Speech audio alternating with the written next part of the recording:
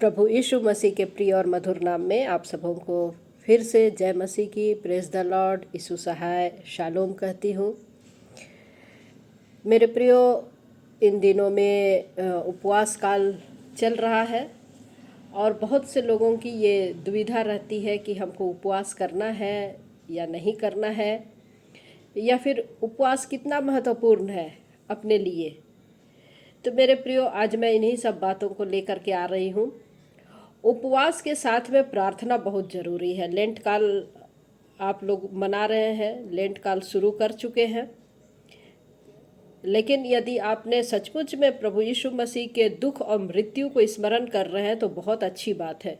बहुत अच्छी बात है कि प्रभु यीशु मसीह जो है मेरे लिए दुख उठाए, तो उस दुख को हम याद कर रहे हैं, तो बहुत अच्छी बात है। और साथ ही साथ प्रभु में एक कदम हम अंश अंश करके बढ़ते, तो ये एक अच्छा अवसर है। तो जब आप उपवास करते हैं तो किस प्रकार से हम उपवास करें? उपवास है क्या चीज़? उपवास बोलने से उप यानी ऊपर, वास यानी ऊपर रहना यानी उपवास। अपने परमेश्वर के प्रति जो है अपने प्रेम को प्रकट करना और धन्यवादी हृदय को प्रकट करने के लिए अपनी शारीरिक इच्छाओं को और अपनी अभिलाषाओं को कुछ समय के लिए या कुछ दिनों के लिए त्याग करना ही उपवास है। तो मेरे प्रियो, आप यदि उपवास कर रहे हैं तो उपवास तभी आप करें जब तक आपको पवित्र आत्मा लीड नहीं करता है। आप किसी को देखा देखी मत करिए कि हमारे बगल वाले कर रहे हैं इसलिए मैं उपवास कर लेती हूँ, या फिर बाइबिल में तो बहुत सारे लोग उपवास किए तो मैं भी कर लेती हूँ। तो आपको ऐसा नहीं करना है। आपको किसी की देखा देखी या नकल नहीं उतारना है। आपको जब तक पवित्र आत्मा अगुवाई नहीं करता है, आप परंपराओं में मत जाइए, रीति रिवाज में मत जाइए कि भाई फ्राइडे है तो हमको उपवास रखना है, 40 दिन आ गया तो हमको उपवास रखना है। ऐसा नहीं। यदि आपको पवित्र आत्मा लीड कर रहा है तो आप जो है अवश्य ही उपवास रखिए। लेकिन उपवास से ज़्यादा हमको क्या जरूरी है? उपवास से ज़्यादा जरूरी है कि हमारा चरित्र अच्छा हो। उपवास से कहीं ज़्यादा अच्छा है कि हमारा परमेश्वर के साथ संबंध अच्छा हो। हम जो विश्वासी कहलाते हैं तो हमारी विश्वास मजबूत हो। प्रभु यीशु मसीह को जो हम अपने जीवन में कितना महत्व देते हैं, ये इम्पोर्टेंट बात है। प्रार्थना में हमारा जीवन कितना है, ये महत्वपूर्ण है। वचन में हम कितना स्थिर है, ये महत्वपूर्ण है। आप उपवास रख रहे हैं और उपवास करके टाइम पास कर रहे हैं, मोबाइल में टाइम पास कर रहे हैं, टीवी देखने में टाइम पास कर रहे हैं, सोने में, तो ये आपका उपवास नहीं है। उपवास करना आपका चॉइस है। आप या तो उपवास करना है, आपकी मर्जी, नहीं करना है, आपकी मर्जी। ये इसमें कोई बॉन्डिंग नहीं है, कोई बंधन नहीं है, इसमें किसी भी प्रकार का बंधन नहीं है। तो आप उपवास करना चाहे तो भी ठीक है, नहीं करना चाहे तो भी ठीक है, लेकिन सबसे ज़्यादा इम्पोर्टेंट है कि आपका चरित्र अच्छा हो, परमेश्वर के साथ संबंध अच्छा हो, आप विश्वास में मजबूती से पकड़े रहे। प्रभु यीशु मसीह को अपना उद्धार करता जब आपने ग्रहण किया तो पहला स्थान उसको दे। प्रार्थना में जीवन हमारा हो, तो ये हमारी कोशिश होनी चाहिए। और साथ ही साथ में हम लोग देखते हैं कि जब हम लोग प्रभु यीशु मसीह की जब हम लोग उपवास को देखते हैं, प्रभु यीशु मसीह की उपवास से हम क्या शिक्षा लेते हैं? प्रभु यीशु मसीह जो कि उपवास किया, प्रार्थना किया, तो उसकी सेवकाई से हम क्या सीख पाते हैं?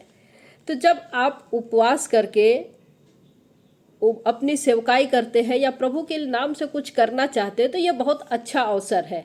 बहुत ही अच्छा अवसर है कि आप जो है उपवास करें और प्रभु की सेवकाई को आगे करें। जब आप उपवास करते हैं, प्रार्थना करते हैं, तब हम अपने शरीर की इच्छाओं को आत्मिक रूप से दबाते हैं। मनुष्य है, शरीर की अभिलाषाएं हैं, बढ़ती जाती है, लेकिन जब हम उपवास के साथ प्रार्थना करते हैं, तो जब हम आत्मिक में रहते हैं तो हमारी शरीर की इच्छा जो है अपने आप नीचे होते जाती है। शरीर की जो अभिलाषाएं हैं हमारे ऊपर में हावी नहीं हो पाती है। जैसे लालच हुआ, क्रोध हुआ, ईर्ष्या हुआ, ये सब जो कुछ बातें हैं, क्यों ना हो, क्योंकि हम जब आत्मिकता में रहते हैं, प्रभु की संगति में रहते हैं, तो ये बहुत अच्छा समय होता है कि ये हमारी शरीर की इच्छाएं, अभिलाषाएं जो है दबती जाती है। हम उपवास करते हैं, प्रार्थना करते हैं तो परमेश्वर के नज़दीक में रहते हैं। और जब परमेश्वर के नज़दीक में रहते हैं तो जो हम वचन बाइबिल से पढ़ते हैं वो जीवित होने लगता है, वो हमसे बातचीत करने लगता है, हम उसको समझने पाते हैं। कितनी अच्छी बात है उपवास करना और उपवास के साथ साथ प्रार्थना। और यदि आप जो है वचन में इंटरेस्ट नहीं रखते हैं तो ऐसे समय में पवित्र आत्मा आपकी अगुवाई करता है कि आप और आपका संबंध परमेश्वर व्यक्तिगत रीति से और भी अधिक मजबूत होने लगता है। तो इन सब चीज़ों का आपको ध्यान रखना। परमेश्वर के साथ में जब गहरा हमारा संबंध होने लगता है, जब हम उपवास के साथ में प्रार्थना करते हैं, और जब ऐसे समय में जब परमेश्वर के साथ में हमारा रिश्ता और भी गहरा होने लगता, तब हम शैतान और शैतान की युक्तियों के सामने खड़े होने पाते हैं, संघर्ष करने पाते हैं, क्योंकि परमेश्वर जो है हमारी ताकत को जानता है और वो हमको इस्तेमाल करता है, लेकिन शैतान हमारी कमजोरी को जानता है और वो उस पर हमको वार करता है, उस पर वार करता है। तो आप उपवास रखते हैं तो अपना जीवन को आराधना में बिताएं, परमेश्वर की स्तुति महिमा करें, स्तुति महिमा करे, प्रार्थना में जीवन बिताए और परमेश्वर के वचन की संगति में रहे। तो जब आप उपवास करते हैं ना, तो परमेश्वर आपको अवश्य ही मदद पहुंचाता है और आप परमेश्वर की सेवकाई में, वचन की संगति में आगे बढ़ने पाते हैं। तो मेरे प्रियो, ये कुछ बातें हैं जो कि हमको उपवास के साथ में, जब आप उपवास रख रहे हैं तो इन सब बातों का आप ख्याल रखें ताकि आपका उपवास करना व्यर्थ ना जाए। जय मसीह की। प्रभु आप सबों को आशीष दे। जय मसीह की।